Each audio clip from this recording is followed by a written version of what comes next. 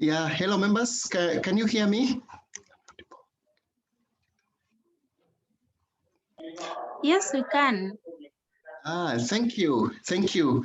I want to invite you all for our today's presentation. I want to believe that we expect more members to join us. I can see that the total number of participants so far are around 12, but I'm sure more will be joining. So this evening we have one of our own, that is research and innovation. This week is Research and Innovation Week, and today we have a privilege to listen to one of our own. We're going to listen to our brother Walter Buyu. Walter Buyu is going to be talking about critical thinking in cyber security. I'm sure this is a very important topic, and I'm sure that we're going to learn much as we hear from him. So I want to appeal to all the members. If you have any questions, you can send them to either the host, or you can inbox directly so that we can have an interactive session.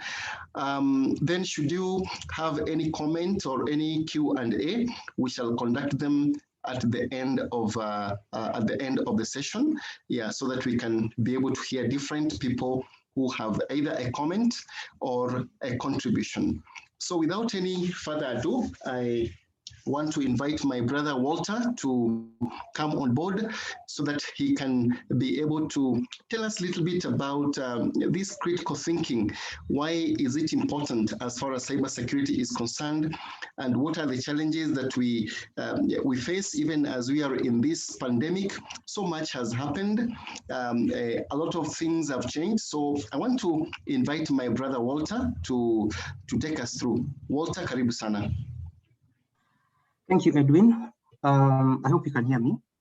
Yes, you can go on. Great. Right, so I welcome everyone to this session. So today we are going to look at critical thinking in cybersecurity. So critical thinking. Can you even see your face? You want to see my face? Even if briefly. Okay, fine. Let me see. Right. So you've seen my face, yeah? Yes. Nice. Oh. Right. So I'll take you through this session. Critical thinking is a multidisciplinary subject. So it applies across different domains. And today I'm going to look at it both in a genetic domain, or rather in a genetic sense, and then narrow it down to cybersecurity aspects. So our scope, we're going to define what it is, and then we're going to look at some models for developing questioning mindset, and then look at critical thinking in research. So I'll predominantly take a research perspective because that's what I do most of the time when approaching this session today. And then we look at some cases of critical attackers and defenders. So we look at two incidents that happened in recent history. And then we'll explore the tools that we can use to assist us in critical thinking. As much as it's a mind shift, which is the main thing, we are going to see a few tools that we can employ. So this session will be a little bit interactive, so I'll expect to see some responses in the chat section as we go along. Right, so what is critical thinking?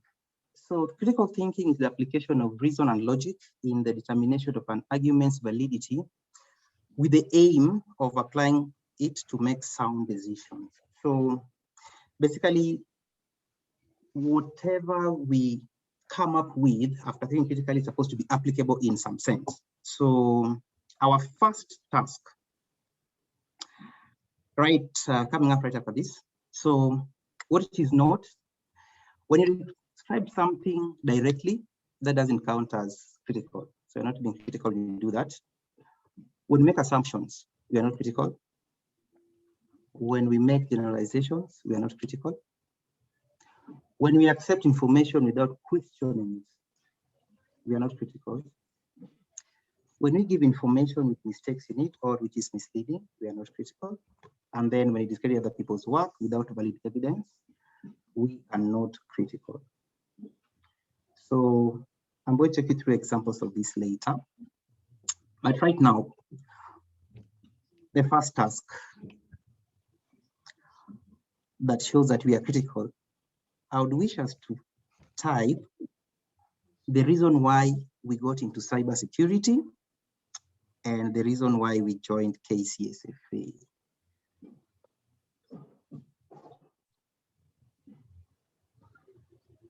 So you can type it in the chat so that we see your reason. I'll read mine as well, by the way, when we are done. So I'll give us about 2-3 minutes as we do that. So why did you get into cybersecurity? Why did you join KCSFA?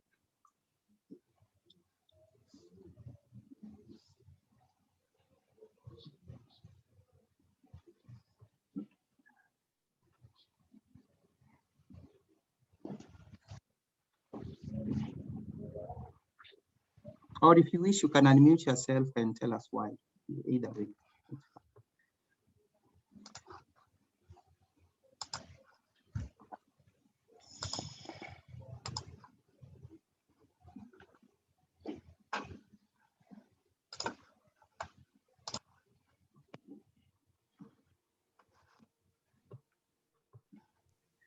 Let's have Eric telling us why he joined KCSFA. Eric?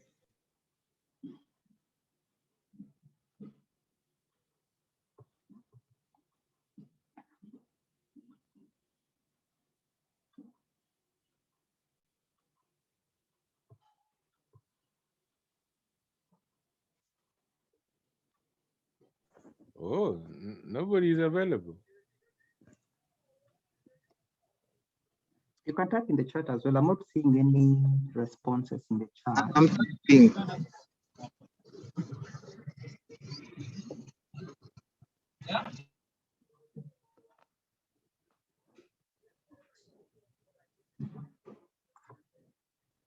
Okay, so as you're typing, I'll give my, actually, why don't you say, Kenis can tell us why he got into cybersecurity. Okay, mine, I had a great passion.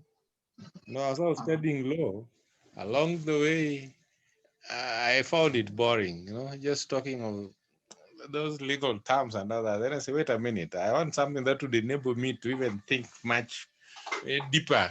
So I was fascinated with the ICT law and all that. Then I said, wait a minute, is this something good for me?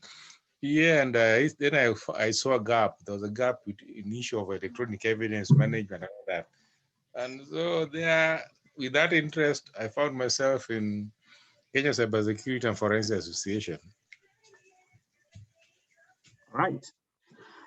The reason why I joined I got into cybersecurity, I had a background in software development.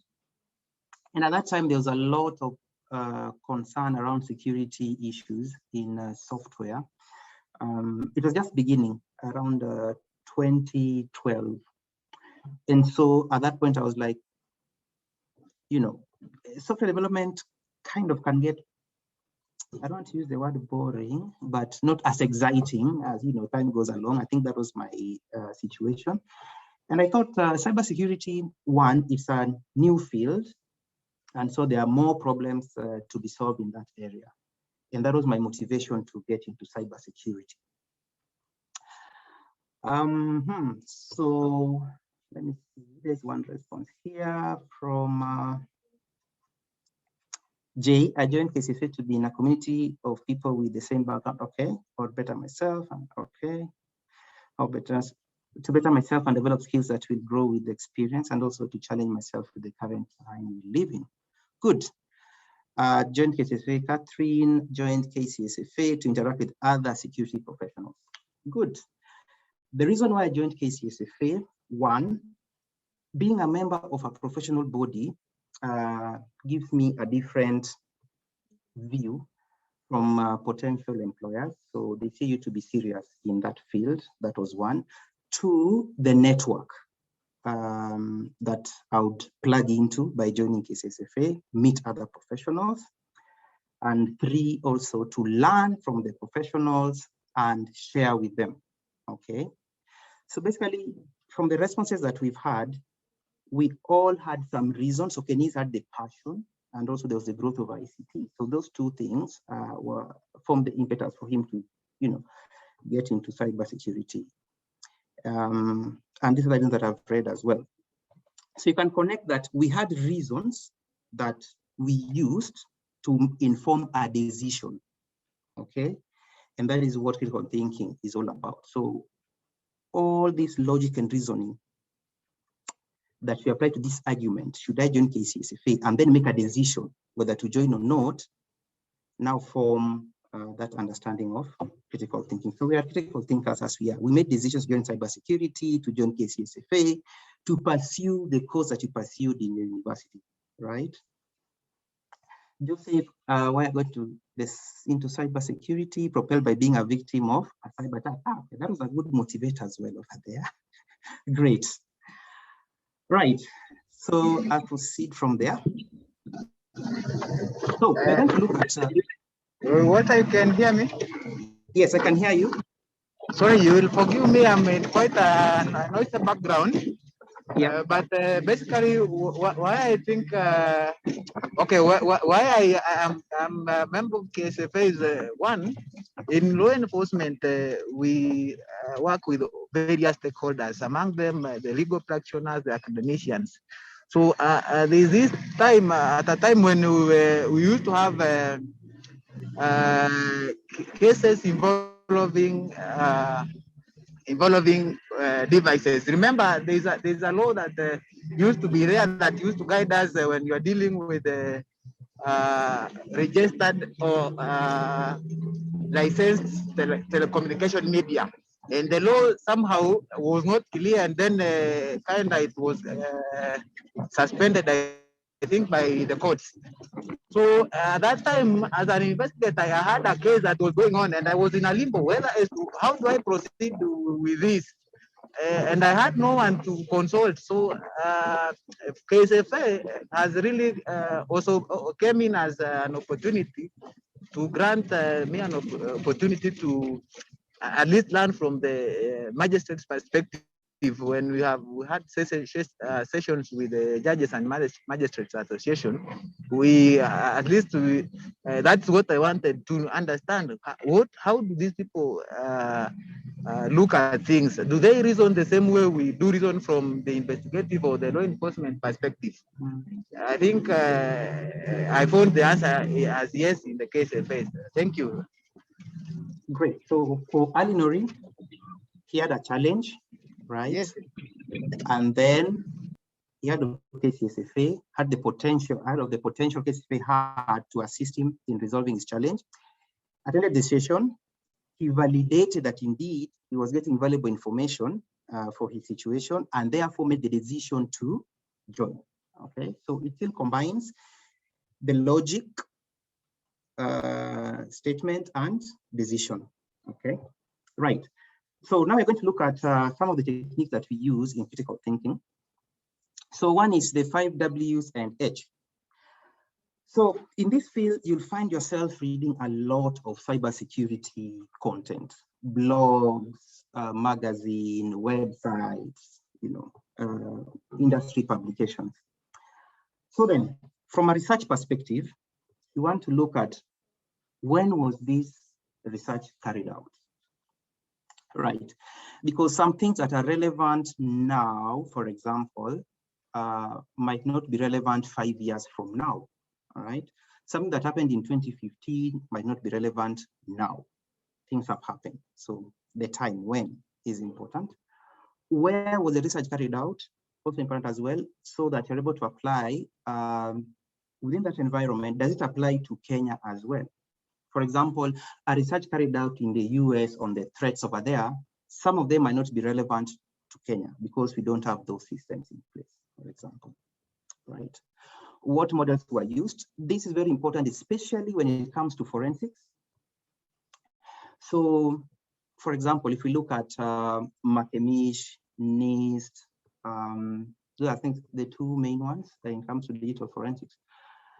Then you want to find out, given the research that you're looking at, what the forensic methodologies actually followed, right? Because if the sound process was not followed, then it means whatever the findings are, might not be valid. Okay, so you look at the models that were applied in that sense. Who authored that content? So, what I find interesting when we read newspapers, I'm sure some of us have had a similar experience. So, some of the authors of those columns in the newspapers about cybersecurity, sometimes you read them and you can make judgment that they don't know exactly what they're talking about, right?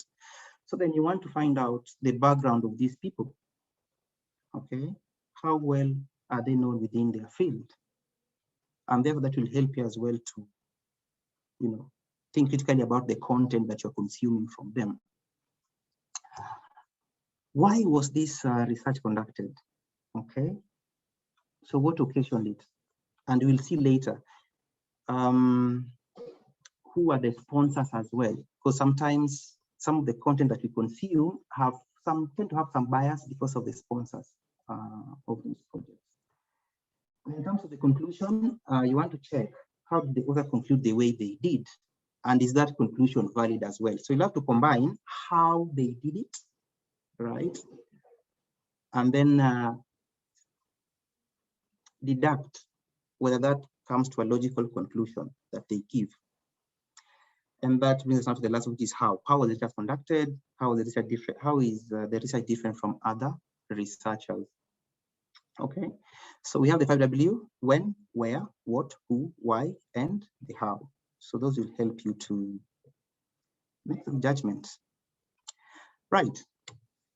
So let's look at this report by Serian in 2020. I picked an excerpt. So I want someone to identify the 5 W's and H in this excerpt.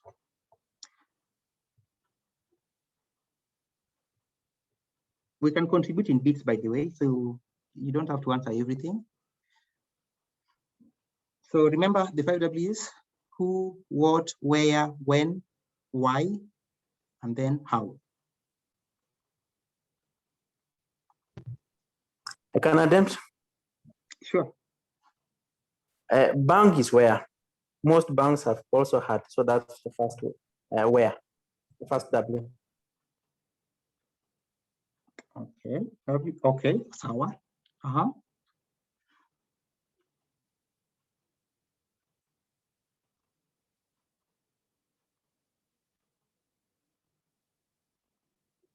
I want you to read the whole excerpt and then just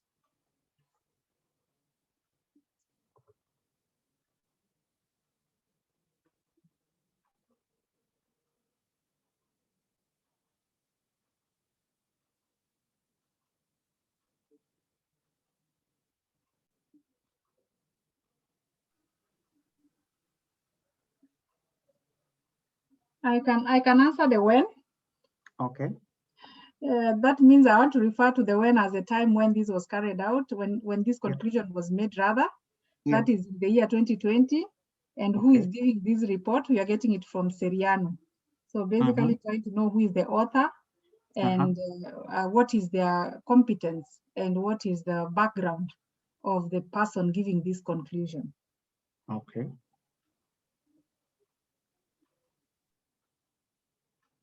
Any other contribution? What about the how? Yep. Tell us about the how. Exposing too much information to their employees. Is that a how? Interesting. As an activity, Any other person? Exposing.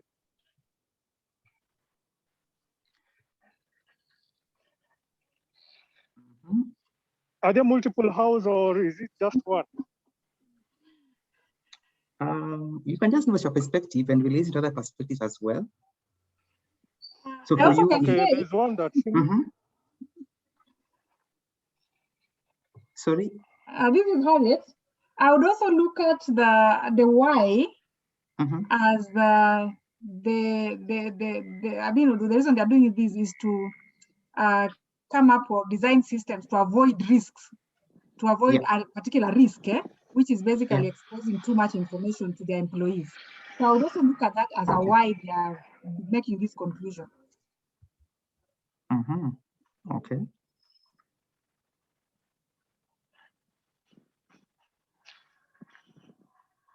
what about why the last statement, which says which have shifted a degree of importance from the from nice to have a critical policy. And either why attend the critical policy, I'm not really sure. Yeah. Now that's the beauty of this session. Because people will have different perspectives. Okay. Yeah. So what I normally say is there is no wrong. The beauty about critical thinking is there is no wrong or right answer. Okay. It's about justifying your point of view. And that's the beauty of being critical. So you give me a perspective and you justify it, that's fine. Okay. So Jay says, who is the bank, right? Because the banks are the ones that are doing this. What are they doing? What? It's also personal information, where, drawers and desk. Okay, when? 2020, fair enough. How? Having a critical policy. Why? To protect the data they hold. That's also valid as well. Right. So most banks have also had to redesign the system roles. Right. So who are the banks? Okay. Have also had to redesign. They are now, that is the what they're doing, right? They are redesigning the system roles. Why are they designing the system roles? To avoid the risk of exposing too much information to their employees. Okay. Mr. Walter, I think Alenori has raised his hand. Okay. Yes. You can, is it muted? You can talk. Sorry, I haven't. You can talk, no problem. Thank you. Once again, you'll forgive my background. Iko na kelele kidogo. No problem. Thank you. So I wanted to seek clarification. If you define critical thinking as the ability to think accurately in the shortest time possible to make a precise decision, right? Would that be correct? Well, it could be, because again, you find that, like, for example, when it comes to matters of security, you might need to make quick, accurate decisions fast. So that's fine.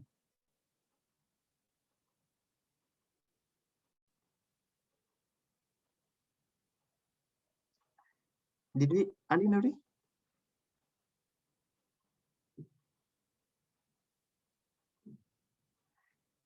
Hello? Yes, proceed. Okay, sawa. Okay, right. So there is now strong appreciation of access to personal information in many institutions. This has been lying around in the drawers on desks. So this is part of the why as well, right? This has been lying around, okay? Now they have been forced to redefine clean desk and clean policies, which have shifted in degree of importance from nice to have to a critical policy. So that is the part of the what as well. The policy, you can put it as what. So it depends on your perspective. And that's the whole point here. So whichever standpoint you take, you're supposed to back it up. A good example, I think two of us said that someone said the who is Seriano, which is fine, because in this case, you are referring to the author. That's fine. Someone said the who is the bank, which is still fine, because you are referring to who designed the system, right? So you see, the person who said Seriano was coming from an author perspective. The person who said bank was coming from the content perspective, the content itself, right? In terms of the year, the report was published in 2020. But normally Seriano will cover this, I think like from the previous year, then release it in 2020, if I'm not wrong, right? So even if you argue 2020, that's fine. If you argue 2019, that's fine, okay? Right, so let's look at the second one. So here, second activity, we want to identify the gaps in the following excerpt, again using the 5W and H. So I want you to read it and then identify some gaps using the 5Ws and H.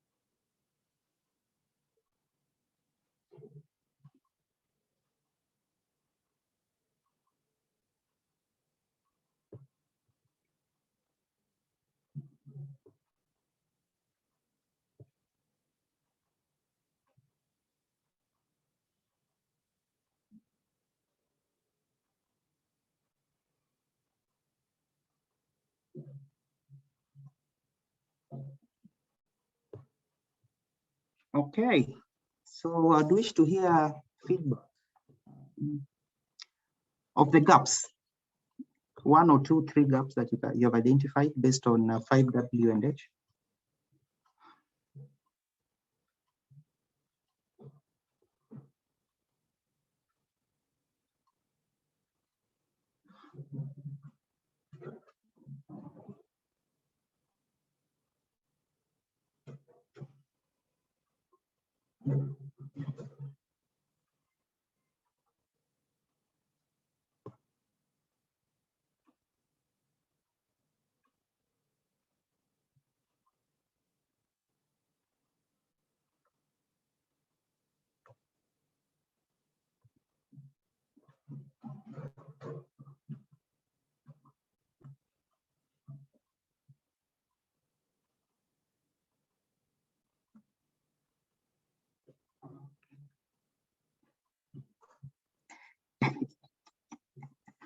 Frederick, hebu tupe jibu ya kwanza kwa hiyo gap ya kwanza.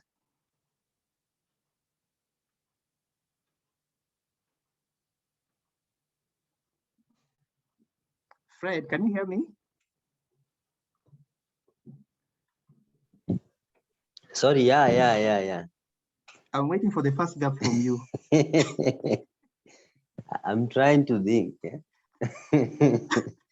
so that I don't put a joke in a serious work. Okay, so I'll start us off. So the first one, new job roles have also emerged, with many organizations now establishing a data governance and management office, tasked with, among other tasks, harmonizing all data and related policies to ensure they are well aligned and do not conflict in complying with other regulations, right? So it says new job roles, but doesn't specify exactly which job roles are these, right? Because there could be job roles that don't even tie with governance. The second one, if we read along at this point, many organizations, I would wish to know a finer description of these organizations. Not many organizations will actually afford to establish a data governance and management office, right? If we look at the Kenyan landscape, tell me how many organizations in Kenya, if you think, how many organizations would have a data management and governance office? If you know, let's go by numbers. Because, I mean, for this to be in place, it means, number one, they must have a cybersecurity docket, I would expect, right? or a risk docket. But again, narrowed down to cyber risk. So not many organizations have that, right? So I'll start questioning that. When you say many, I'll start questioning that, given the Kenyan landscape. Okay. Right. What else? I can see response from Jay. Who? Many organizations. Okay. What established? Okay. Now, Jay, what we want to find out is fine what you've written, but what we want to find out are the gaps. What are the gaps? Maybe if you can, I can maybe add. If you look at,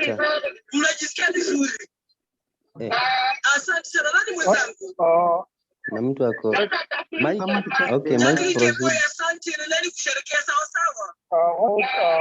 The statement that says harmonizing all data related to policies that are well aligned, not to conflict with complying with not conflict and complying with other regulations. There are no other.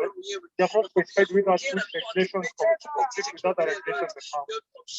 Exactly. Yeah. So that's generally nature. Okay. Because it's just the other day that we had the data protection regulation availed to us for review by the Office of Data Protection Commissioner. Right, so that's good. Yes, Fred? I'm not sure, but if I look at with among other tasks, harmonizing all data and related policies, maybe that the responsibilities of this specific office should be very clear, not put amongst other tasks, harmonizing. So I might be wrong, you know. It's correct, because now you're looking at the what, right? What are they supposed to do? Okay. That is not clear. Yep.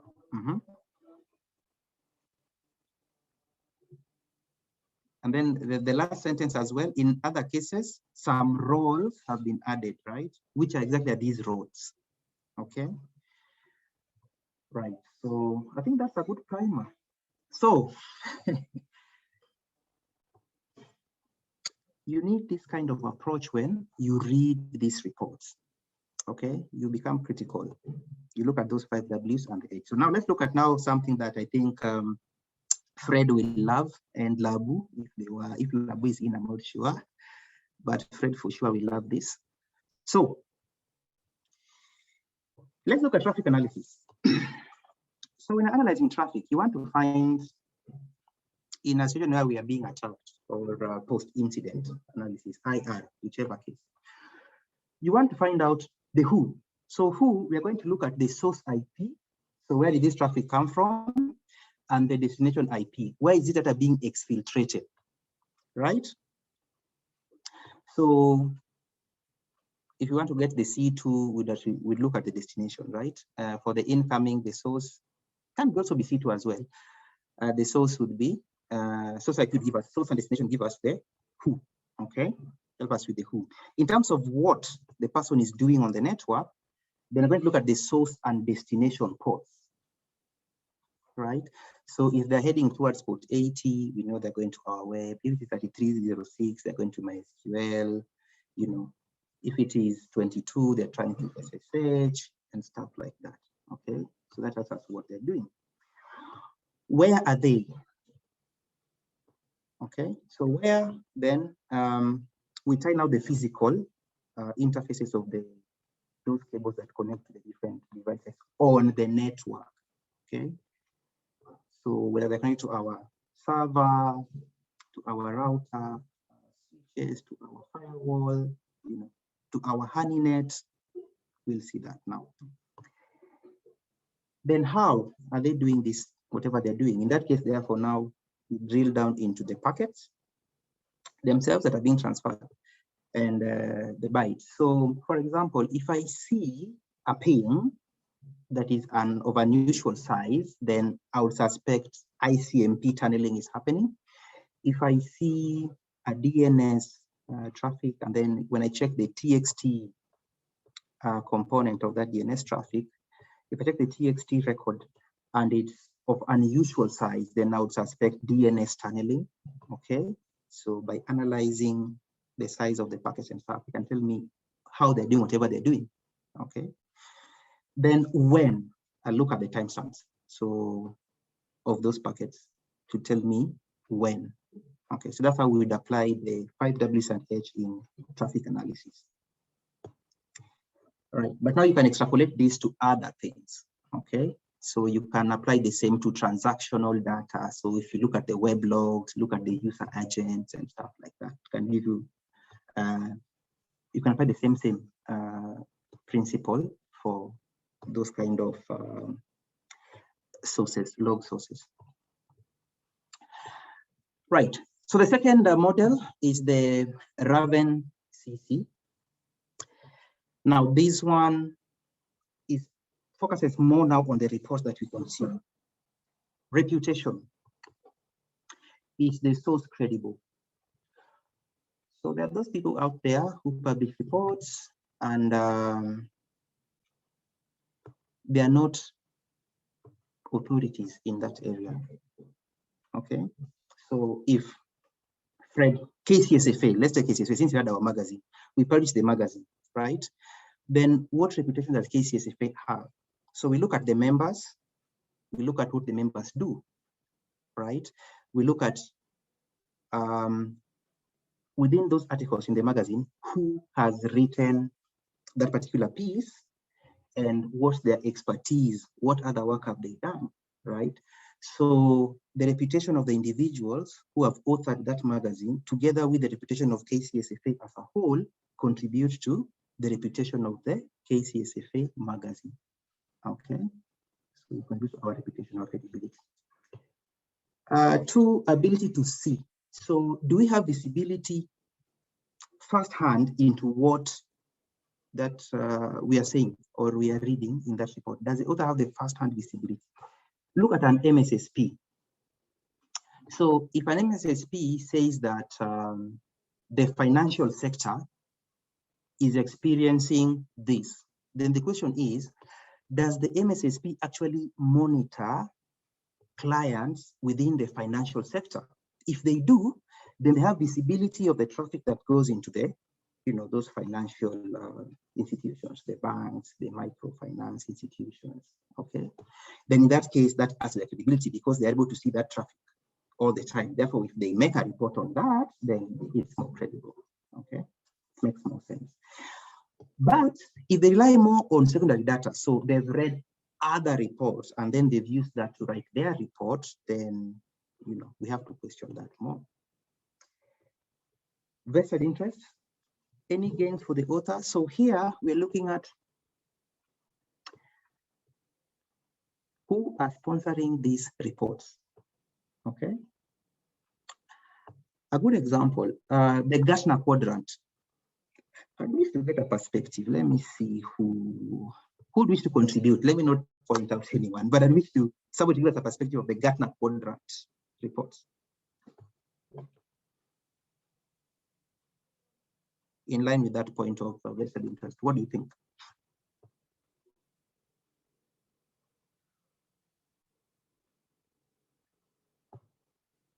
Anyone?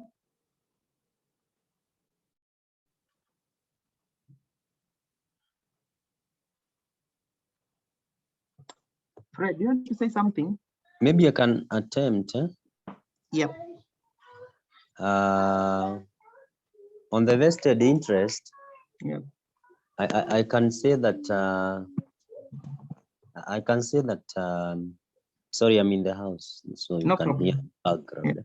So I'm saying that you can author a report so that it can somehow influence maybe your market segmentation or something.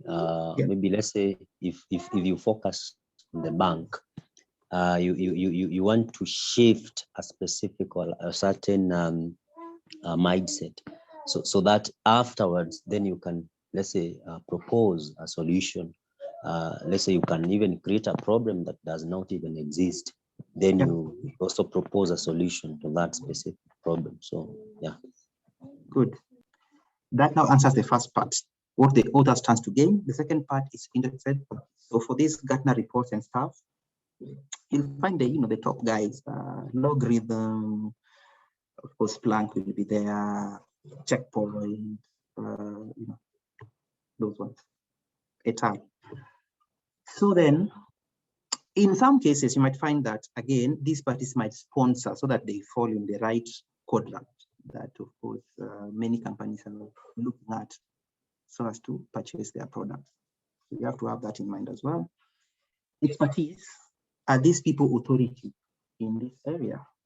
So if I see something led by Kevin Mitnick, something done by Katie Nichols, those guys who are well known in their field, or like in a Diffie Hellman, then it helps to build my confidence in what I'm reading.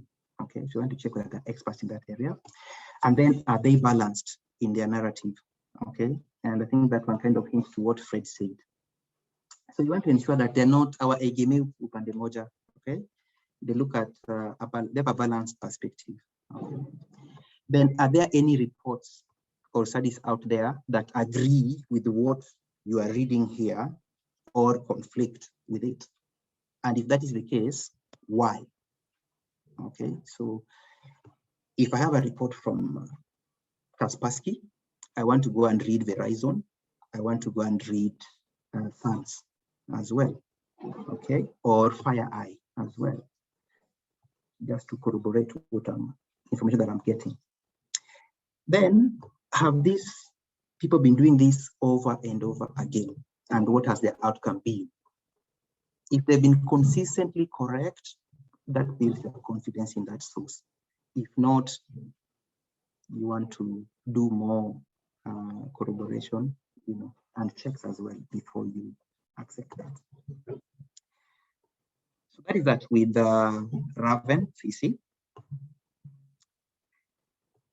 And so I want us to get now into another short activity.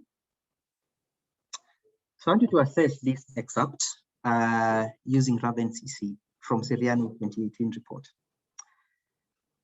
So they say that the past year was a particularly tough period for local organizations with respect to cybersecurity. The number of threats and data breaches increased with clear evidence that homegrown cyber criminals are becoming more skilled and targeted. So I want you to give me your assessment of this using the Raven CC.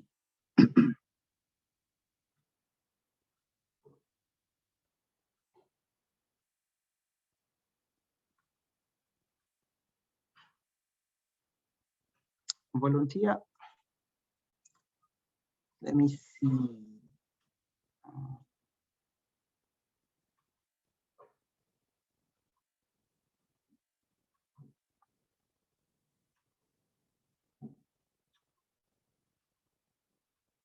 Someone who is to volunteer to give their perspective.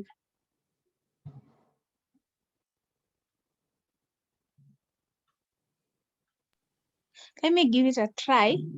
Sure. I'm looking at Seriano as a local company in Kenya.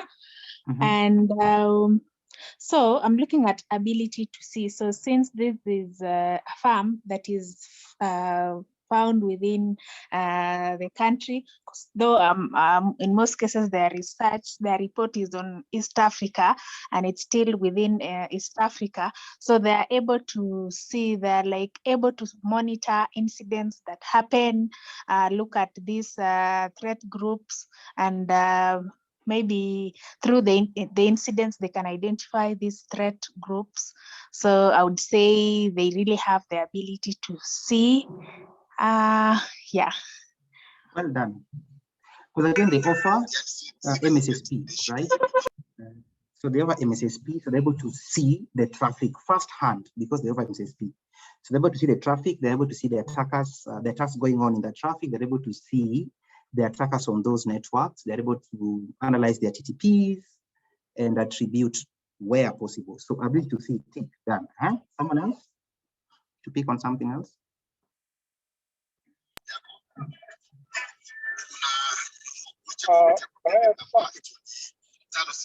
Yeah, please proceed. The previous example which you provided, where there were gaps in terms of the specifics. When it comes to the description of the shapes, they are not specific in which types of services the type of client. They are just using a general overview, which it's like play magician.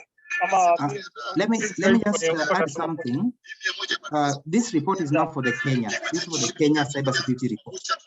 So they're in Kenya. The report was for Kenya. Okay, so proceed from there. Now, with respect to Canada, okay, even though they're saying the number of data breaches is clear evidence for false criminals, they are not being specific to which type of breaches. Although they are saying homegrown criminals, they are spreading the narrative that you need to focus more on. If you have local trade, you need to focus more on local. I'm just mistaken up. Okay, so you're looking at it from the 5W and H, but what I'm asking is for us to look at it from the Raven CC. Use Raven CC. So I want you to give me your perspective based on Raven CC. Okay. I think I can add. Sure. There was a report that was done by OnNet, by John Yeshoki, on the local threat groups, and I can see much influence into such into this report, or the where they have outlined that there's that evidence of homegrown cyber criminals. So when we if we pick ability to see, maybe the primary, secondary, probably it could qualify for secondary, considering that probably they were not the primary source of that information, because I have seen that report. Good. Yeah. Now, even where that point ties in better is also for corroboration, yeah? Because you see, like their report here also aligns with what OnNet wrote as well, right? So yeah. Reputation, they've been known, they have a good reputation, okay? They are known in Kenya to be doing good work in cybersecurity, so that's a plus for them. Vested interest, they do most of the research themselves. They do on board USIU, CA, what is guys for?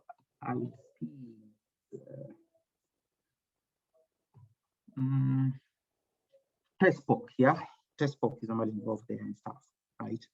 So not so sure that there is any vested interest. I think they're mostly, no, not so much of that. Expertise, yes, they have the expertise. If you look at the staff there, you know, the AMD, the COO, look at Makatiani, look at Madenge, look at Brensil, you know, they're people who are technically sound in their area. So expertise, yes, they have that.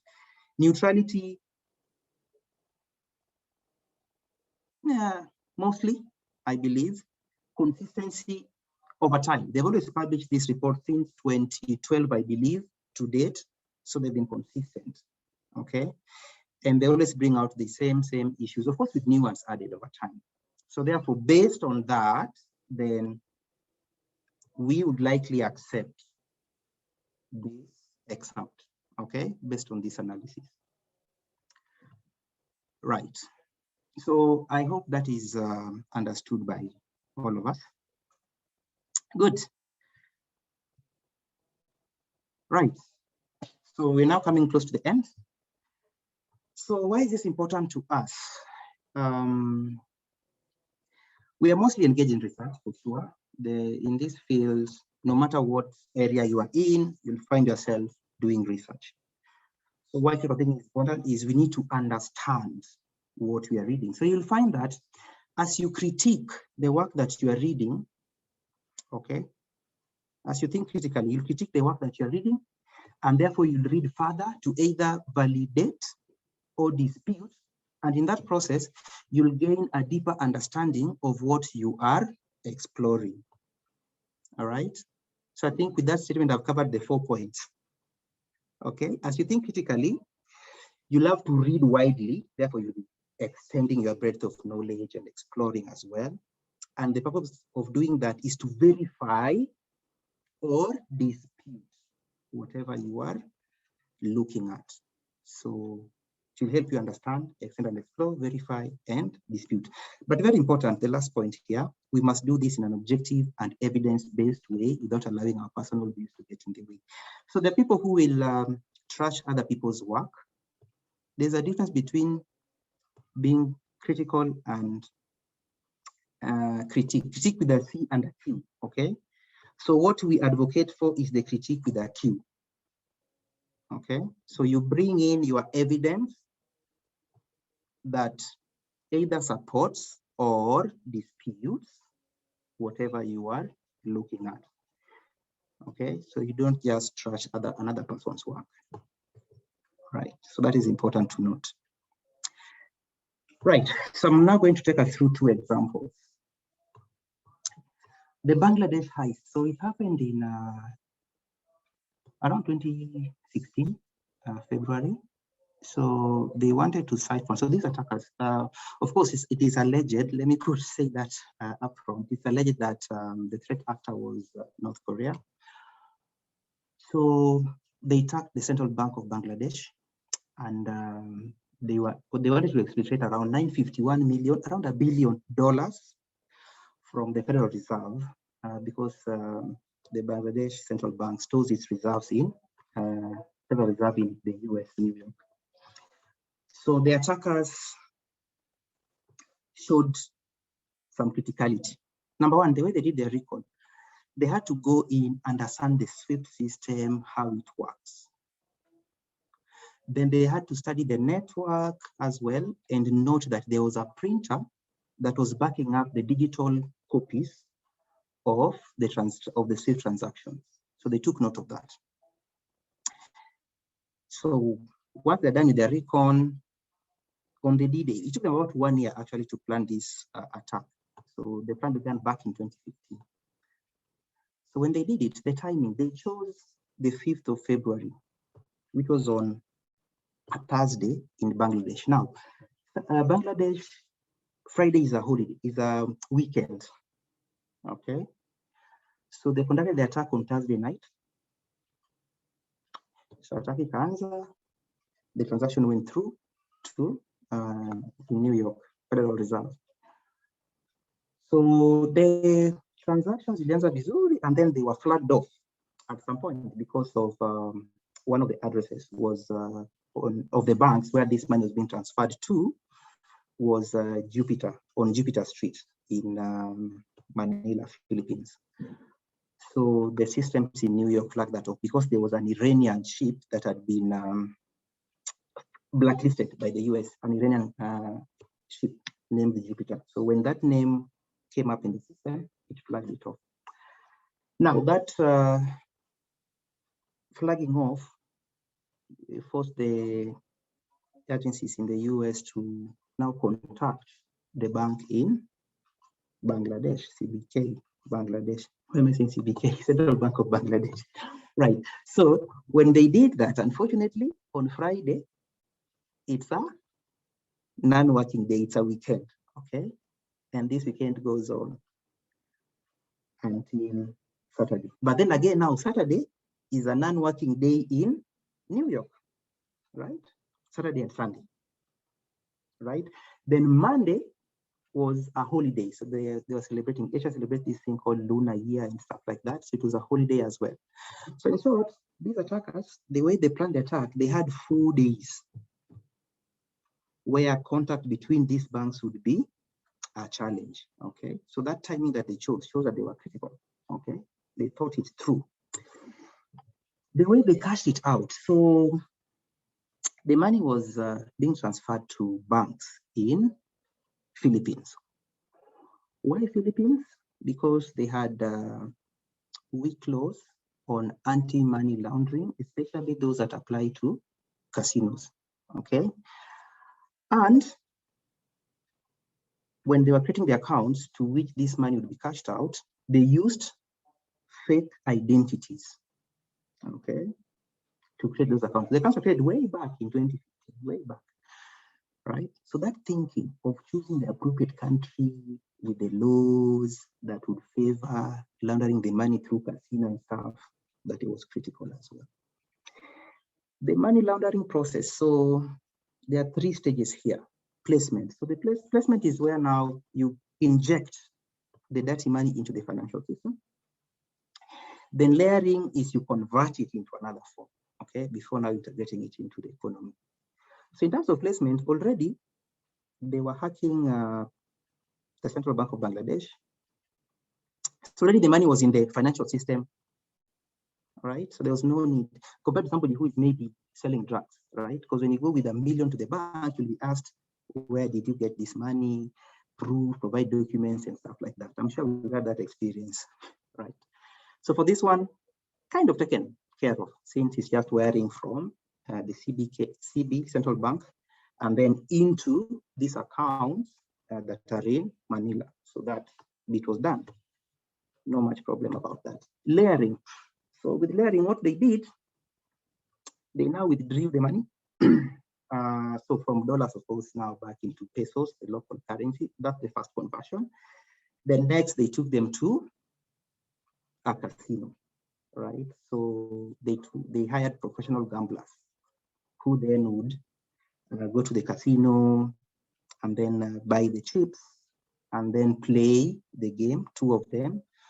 And the game they played nearly a rotate wheel. So you have a red and a black and a green. So red, black is either of the parties. So if it falls on red, the person who betted on red, gets it. If it falls on black, the person who bet on black gets it. If it falls on green, that goes to the casino. The money goes to the casino. So you see, at the end of the day, it will mostly fall either the red or the black. So it's a win-win since they had the same professional gamblers. So then 2 things that should be culture there. One is they hired people who were frequent visitors to that casino, right? Then 2, the attribution would become a little bit more difficult because they themselves, they were not there. Then now, once this guy played with the chips, then they win, they go to the casino and now get the check from the casino. So now they clean the money. Because now if they go to deposit the money in a bank account, they'll be asked, where did you get this? It was a winning from the casino, right? So that's the first demo from an offensive side of critical thinking applied in by the attackers. For the defenders, LinkedIn breach, which happened in 2012, I was one of the people who were notified, that my account might have been compromised. So yeah, so this happened. And I'm going to look at this from an IR perspective. So when this came to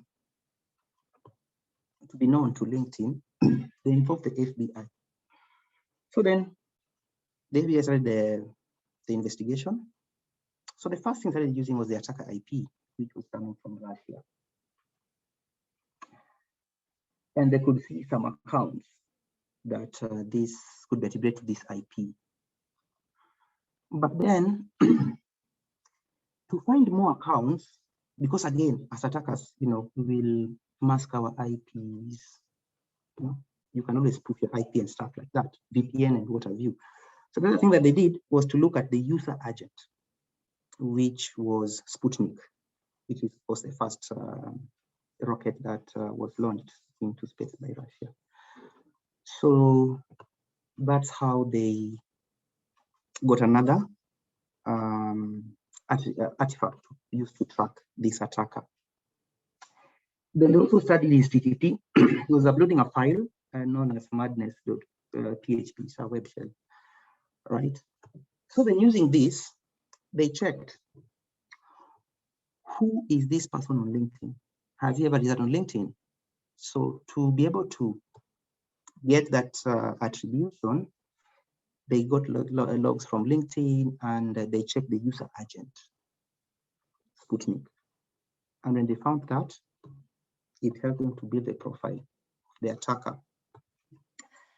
And then they had to find out which other companies would have been affected.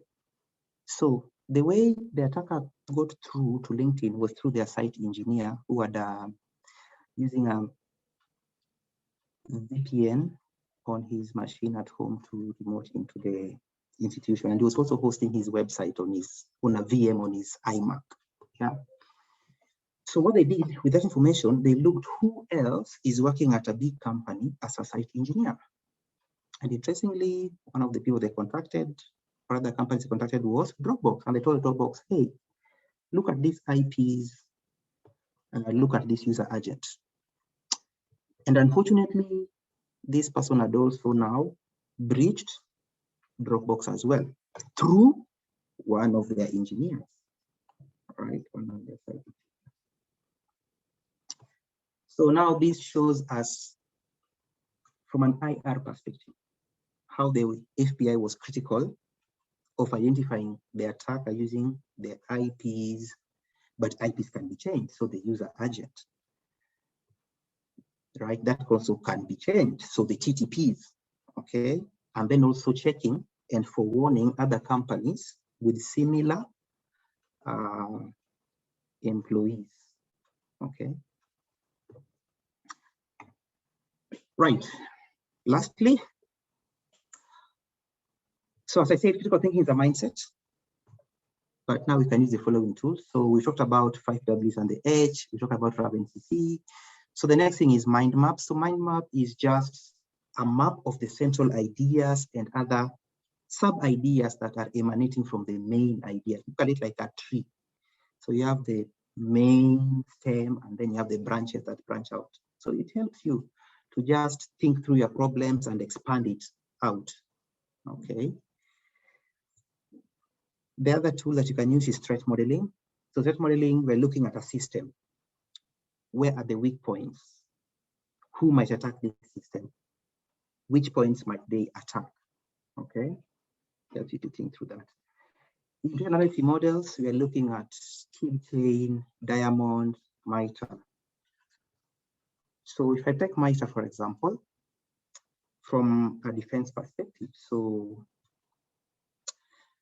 I have the TTPs of the attacker mapped out over there. So I can put red to show what they have, right? So if I put red, they have those capabilities on that matrix. Then if I put blue, it means you have the defenses for that given capability, right? And then if I mix blue and red, so if there's a square that has blue and red, then that color is green. So it means you're able to defend that, right? So it means they have that capability and we have the defenses. And therefore, if I map that out, then I'll be able to see where I have red, it means we are vulnerable to this. Where I have blue, it means we have defenses for this. Where I have green, it means these people have these capabilities, but we have the defenses. So it also helps you to think, yeah? If you look at the kill chain, you're able to tell where are they within our system, at what level are they in their operations. If you look at diamond, it helps you the attribution, checking their infrastructure and stuff like that. Lastly, structured analytic techniques. So here you are looking at the devil's advocate. You are looking at analysis of competing hypotheses. You are looking at red team, yeah, what if analysis. And with these ones, the idea is to remove biases and noise. Because again, in critical thinking, you struggle with biases. They are always there. So by applying these structured techniques, you're able to remove the biases and the noise that might be there. That marks the end of today's presentation. So hopefully next time we'll look at critical reading and critical writing. Thank you.